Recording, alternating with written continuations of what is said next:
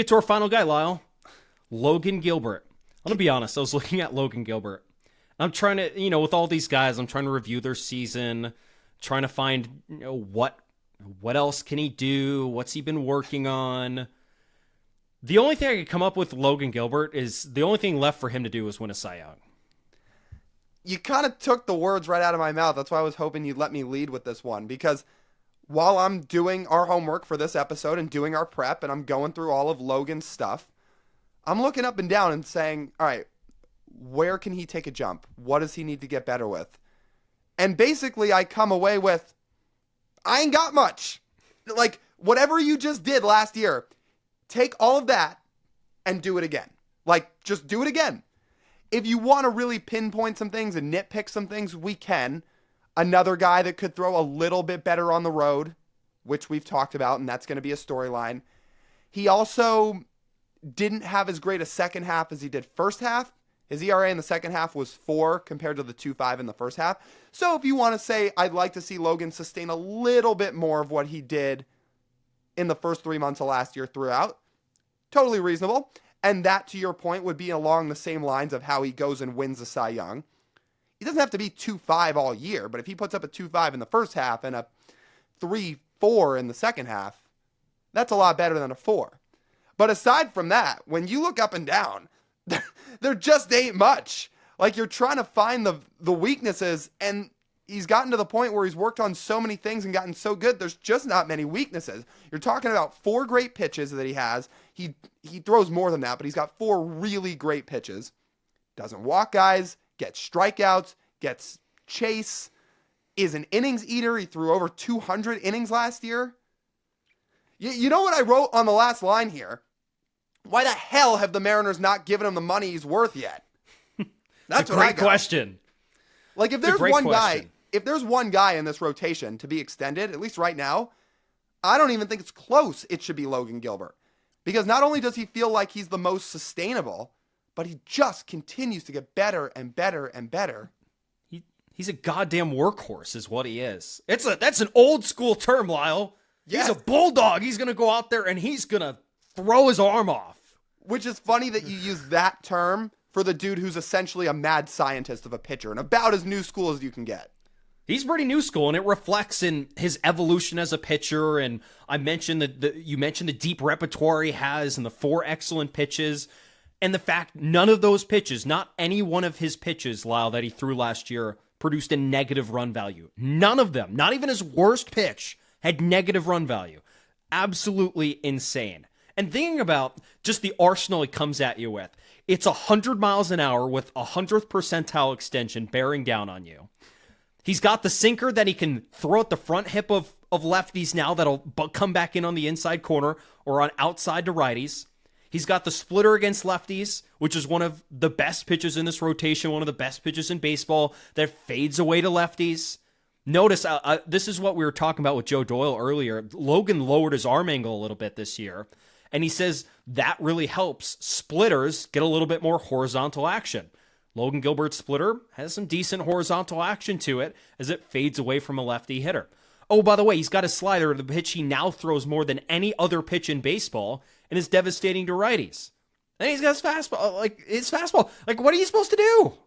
What are you supposed to do? It's like this giraffe standing on the mound in front of you, looking at you all pissed off as you stand in the box, knowing, oh, shit. Yeah, I'm toast, is what they're essentially thinking. It's funny, I always circle back to what Terry Francona said after his first start in his debut in that game against the Guardians, where it wasn't his best outing. The Guardians hit him around a little bit. It's pretty much expected for a guy making a debut. But Terry Francona, after that game, despite Logan only going a few innings, he said, man, I get why they like that dude. He said he is right on top of you. He's got big stuff. It's tough to pick up, is what he talked about. And, I'd say Terry Francona knows a little bit of baseball, because fast forward 4 years later, shocker, one of the best managers ever was right as rain about Logan Gilbert.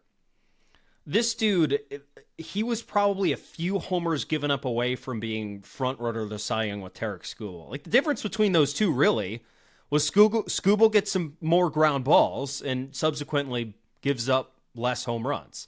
Gilbert gave up 26. Scooble gave up 15. That's the difference right there.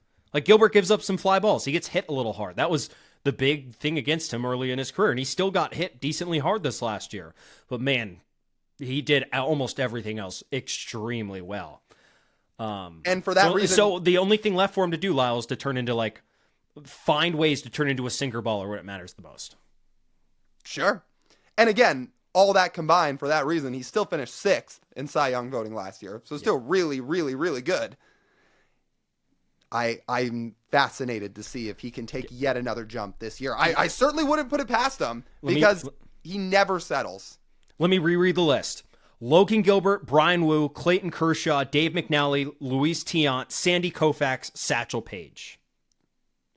120 innings thrown, whip of under 09. Yes, 0.9 or lower. Just let that set in. The names of Logan Gilbert and Brian Wu with Clayton Kershaw, Sandy Koufax, and Satchel Paige. I'm doing the Jordan shrug here. Yeah, pretty good. What else is there to say? Not much else. Other than pay that man. Pay the man, please.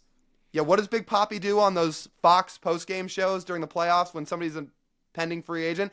Pay the man! Pay the man! He starts dumping out the suitcase of fake money and all that. That's what I have to say about Logan Gilbert. Yes, please. Please. Looking forward to it. Yes or no question, is he starting on opening day?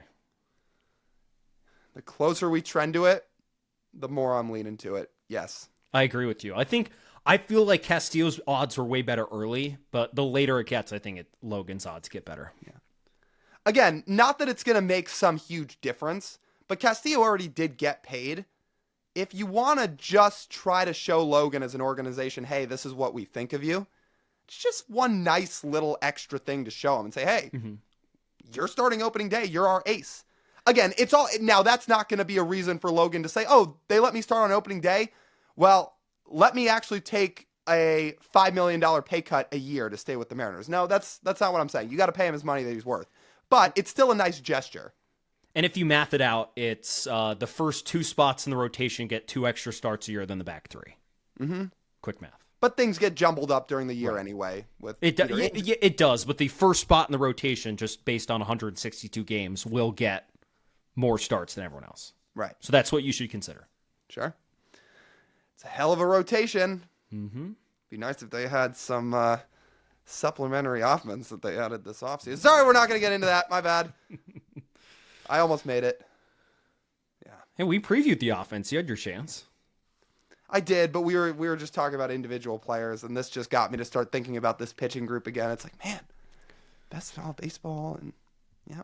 Well, this is going to set up a great opportunity for you in April because they're going to play a majority of the first 3 weeks at home. And I assume they'll struggle to score for at least a week of that, and then you'll have full runway. But see, it's not about the players on the roster, which is, again, we've beaten this into the ground. It's not about them. It's everything that's not here. That's what it is. Yes. But, yeah. Anyway, hell of a rotation. I can't wait to watch them. And we'll see some other guys throughout the year. Like Emerson's obviously going to start in the rotation to begin the year with Kirby's injury. He probably won't make that many starts because I don't think Kirby's going to be out that long. But we will probably see him. We will probably see Logan Evans at some point. We'll see who else they mix into that rotation throughout the year. But it's a good group of arms. It really is. And we should be pretty fortunate. I can't wait.